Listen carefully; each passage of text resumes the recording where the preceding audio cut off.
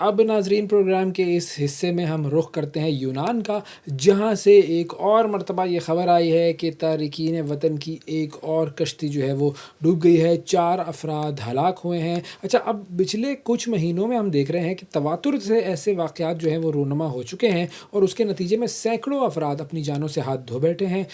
कई अफ़राद का ताल्लुक पाकिस्तान से भी है। अब ये मामला जो है ये क्या था, इस पर हम बात करते हैं। अंसर इकबाल बसरा हमारे नुमाइंदे ग्रीस से हमें जॉइन कर रहे हैं। अस्सलाम वालेकुम अंसर, बहुत शुक्रिया आपका प्रोग्राम के लिए आपने वक्त निकाला। अब मुझे बताइए कि ये जो कश्ती डूबने का वाक़या पेश आया है, इसकी मज़ीद तफ़सीलात क्या हैं? कितने अफ़राद कश्ती पर सवार थे? कितने अफ़राद को बचा लिया गया? जी वालेकुम सलाम अवैस, बहुत शुक्रिया आपका। आपने अपने प्रोग्राम में हमें भी मदऊ किया। जहाँ तक जो कश्ती में अफराद का तल्लुक है, उनकी तादाद तकरीबन जो है वो हुकाम के मुताबिक 38 थी, जिनमें से 34 को है जो वो ज़िंदा बचा लिया गया है और बाकी 4 जो है उनको जो है वो समंदर की लहरों की नज़र हो गए, जिनमें से 2 ख़वातीन, 1 मर्द और 1 बच्ची शामिल थी जिनकी डेथ हुई है और बाकी जो 34 अफराद हैं उनको ज़िंदा बचा लिया गया है। जी, अच्छा, क्या इस कश्ती के डूबने की कोई वजह मालूम हो सकी है?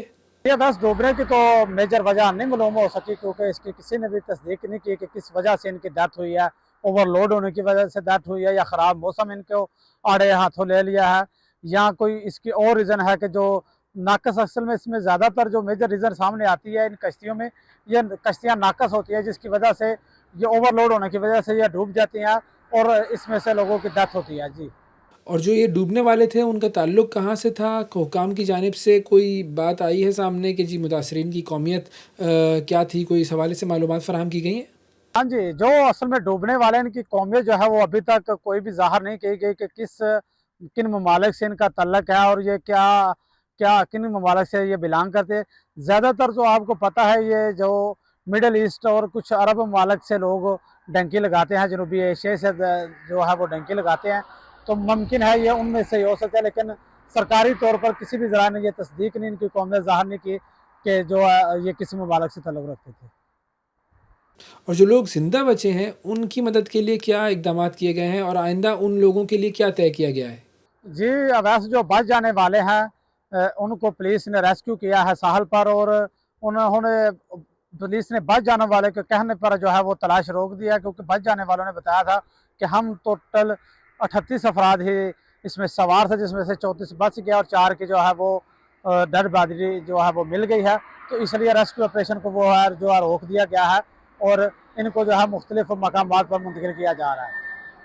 अच्छा, अब अंसर साहब, ये वाक़यात जो हैं ये बार-बार हमारे सामने आते हैं, तो इस तरह के वाक़यात को रोकने के लिए यूनान की जो हुकूमत है उसने कोई फ्रेमवर्क तैयार किया है कि क्या इन वाक़यात को किसी तरह रोका जा सके? जी, वैसे जो ये जो असल में जो डंकी लगाने के जो वाक़यात है, ये बहुत ज़्यादा जो है पिछले मुख्तलिफ़ जज़ायर में भी ये रूनमा हुआ है, जिस पर हुकूमत ने काफ़ी जो है वो सख्तियाँ भी की हैं। कुछ पार्लियामेंट से लॉ भी ऐसे पास किए हैं जिनमें से वो तकरीबन 5 साल तक इस सज़ा को भी ले गया और तकरीबन 10,000 यूरो तक जुर्माना भी कर सकते हैं। तो इसके लिए हुकूमत यूनान जो है वो सख्त इक़दामात कर रही है, लेकिन अभी तक जो खातिर ख़्वाह जो कामयाबी जिसे कह सकते हैं, वो इनको इस मामलात में नहीं मिली।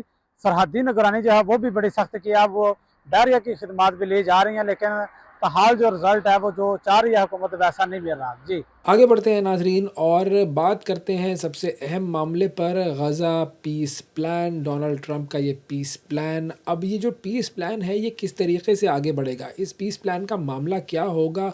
क्योंकि ज़ाहिर है अगर हम माज़ी देखें तो हम जानते हैं कि इज़राइल जो है उसके ऊपर कभी भी भरोसा नहीं किया जा सकता। इज़राइल ने हमेशा नेगोशिएशंस ख़राब की हैं, इज़राइल ने हमेशा जो जंगबंदी के मुआहदे हैं उनकी ख़िलाफ़ वर्जियाँ की हैं, इज़राइल ने हमेशा जो है उन लोगों को कत्ल किया है जो कि नेगोशिएशंस में मौजूद रहे हैं। और ताज़ा तरीन मिसाल उसकी हमारे सामने है कि जब मुज़ाकरात के दौरान ही कतर पर हमला किया गया था इज़राइल की तरफ से। तो ये सारे मामलात हमारे सामने हैं। फिर दूसरी चीज़ ये कि हमास जो है उसका मुस्तकबिल क्या होगा? ये पूरी सिचुएशन जो है वो हम डिस्कस करते हैं। नासिर बेग चुग़ताई साहब हमारे साथ मौजूद हैं, सीनियर सहाफ़ी हैं, तज्ज़ियाकार हैं, उनसे बात करते हैं। अस्सलाम वालेकुम सर। जी वालेकुम सलाम, थैंक यू वेरी मच। بہت شکریہ سر، آپ نے پروگرام کے لیے وقت نکالا۔ سب سے پہلے میں چاہوں گا کہ یہ جو معاہدہ ہوا ہے، جو ڈونلڈ ٹرمپ کا جو پیس پلان ہے، پہلے یہ 21 نکاتی پلان تھا، پھر 20 ہو گیا۔ اس پورے سچویشن کو، اس پورے معاہدے کو، اس پلان کو آپ کس طرح دیکھتے ہیں؟ کتنا سگنیفیکنٹ ہے یہ معاہدہ آج کی تاریخ میں؟ نہیں، وہ پہلے ہی بات ہوتی رہی، جب تک امریکہ اپنا وزن نہیں ڈالے گا ٹورڈز پیس، اس وقت تک کوئی معاہدہ نہیں ہوگا۔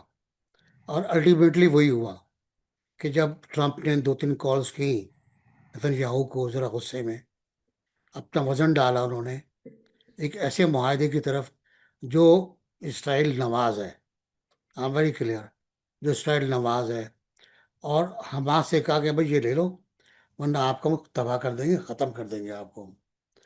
تو اس کے بعد پھر قطر اور مصر اور ان ممالک نے خاص طور سے بیٹھ کے سمجھایا اور کہا دیکھو یہ لاسٹ چانس ہے، یہ مسئلہ ہو جائے گا۔ میرا خیال ہے، ظاہر ہے میں ادھر نہیں تھا، نہ میرے پاس اطلاع ہے، یہی کچھ ہوا ہوگا، یہ لاسٹ چانس ہے، کیونکہ امریکنز جو ہیں وہ ایک اچھے موڈ میں پیس کے لیے، تو جو کچھ مل رہا ہے فی الحال اس پہ بات کریں، پھر آگے بڑھتے ہیں، اس کو کوئی امینڈ کر لیں گے۔